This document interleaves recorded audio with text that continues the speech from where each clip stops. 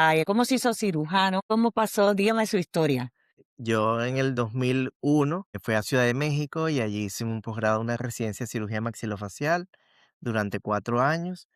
Y luego de eso regresé a mi país, que es Venezuela, y ejercí la cirugía desde el 2005, perdón, que terminé el posgrado, hasta el 2017. Posterior a eso, bueno, allí trabajé en práctica privada, trabajé en universidad local, en hospitales, enseñando también en pregrado y en posgrado. Y luego me trasladé a Qatar, en donde viví por 5 años. Trabajé como cirujano máximo en un hospital público. Felices porque él tiene no tan solo la educación, pero la unción de Dios y el amor por la gente. Porque parte de sanamiento es el amor que la persona pone en lo que hace. Sí, hemos visto unas cirugías muy avanzadas que nunca habíamos visto que el doctor tiene la capacidad de hacer. Entonces, los pacientes nos preguntan, pero doctora, venimos por usted, ¿por qué va a ser el cirujano? Poder devolverle la salud al paciente que llega con un proceso de enfermedad, que es lo más importante. El poder ayudar, cuando el paciente llega con un problema, poderlo resolver y poder ayudar. Eso es básicamente una bendición, más o menos de qué pudieras o cuáles son nuestros diagnósticos diferenciales. Mm. Pero finalmente el diagnóstico definitivo lo va a dar la biopsia. Entonces la biopsia o el estudio histopatológico de ese tejido que retiramos es lo que nos da el diagnóstico final, básicamente. Exacto, Ujú. muy lindo. Bueno, me gustaría hablar de algunos casos que usted tiene acá. Hemos hecho cosas muy lindas como implantes de cerámicas, levantamiento de seno, moviendo el Lateralización de nervios, sí, de sí, nervio inferior, lo sé en inglés. sí, Entonces, vamos a mostrarle a nuestro público, hay 800 millones de hispanos en el mundo. ¿Qué le parece? suficiente. Suficiente, ¿verdad? Entonces, nosotros hacemos mucha educación en inglés, pero nos gustaría incluir a nuestra gente latina para que tengan una fuente de información Y una de hormonas, ¿no? Que a veces el hueso no cura de la misma manera. Entonces, ¿qué cosas usted recomienda aparte de hacerle aumentar el hueso? Nosotros acá, ¿cómo ellos pueden mantener el hueso? sí, nosotros estamos combinando, al mismo tiempo que seguimos un protocolo que conlleva no solamente el proceso de extracción, sino también trabajar con cirugía traumática. Eso es muy importante tomarlo en cuenta, porque a la hora de hacer una extracción, cualquiera pudiera hacer una extracción. Lo importante es hacer una extracción minimizando el trauma en los tejidos. Ujú. ¿Para qué? Para que haya una mejor cicatrización.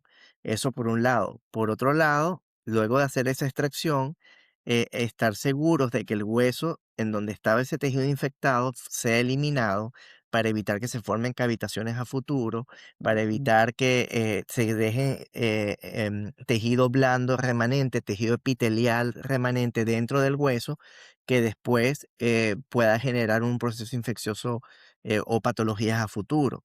Entonces nosotros seguimos el protocolo, que ya la doctora tiene más de 40 años aplicándolo, no es nada nuevo. Ujú. eh, No, para siempre se va mejorando sí, la cosa. sí, Ha cambiado un poco, sí, pero porque básicamente antes yo empecé sin plasma. sí, Hace 20 años empezamos exacto. con la plasma, los factores Entonces, de crecimiento, el claro, oxígeno. Hay cosas que hemos añadido y siempre estamos añadiendo cosas para ver qué funciona mejor. claro, pero en Ujú. este caso lo importante es que se proceda a Mm. eliminar todo ese tejido Sí, enfermo. toda esa podredumbre, Sí, sí. todo el tejido enfermo y una vez pensar en reconstruir esa zona. En este caso Ujú. que vamos a ver ahorita, se pudo en Mm. este mismo momento que se hizo la tecnología láser, usando la tecnología, toman sangre del mismo paciente, se centrifuga y se obtienen los factores de crecimiento, es el PRGF o plasma rico en factores de crecimiento. Eso lo mezclamos.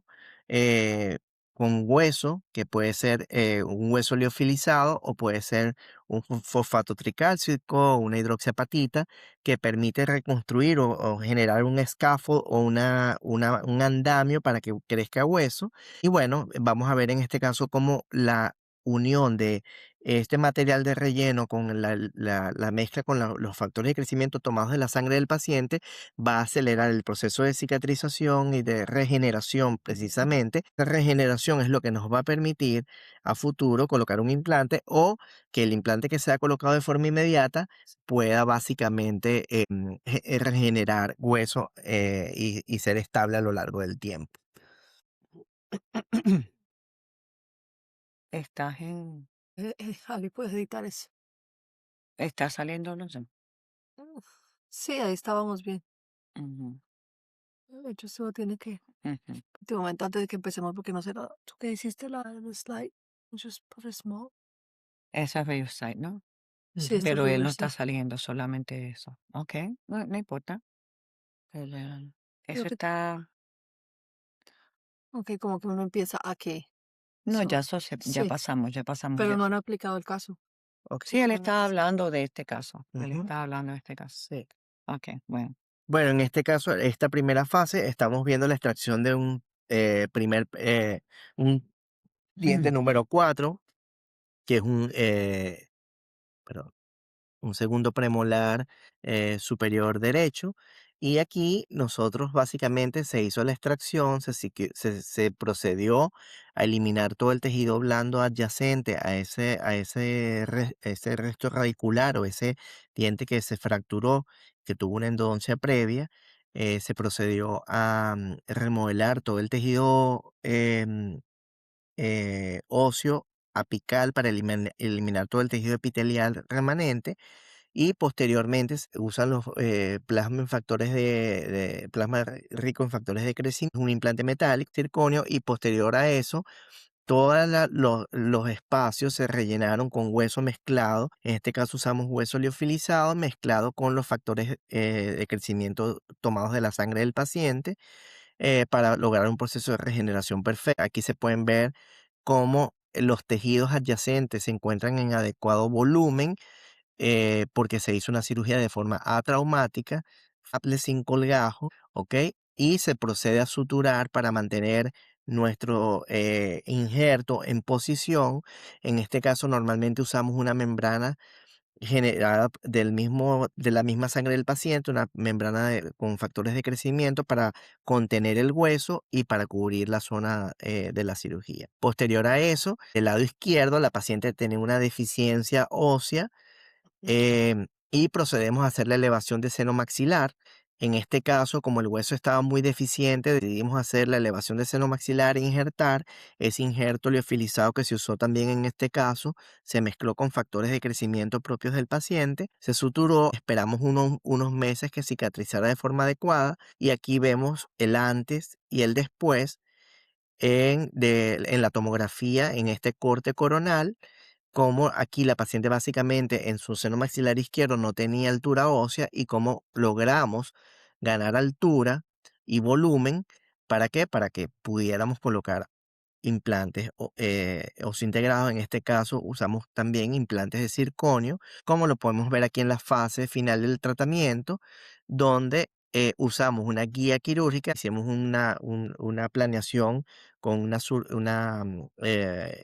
cirugía guiada. Esto lo hacemos a través de la tomografía, colocado en posición y estamos ahorita a la espera del proceso de regeneración, cicatrización de esos implantes para poder colocar las coronas definitivas.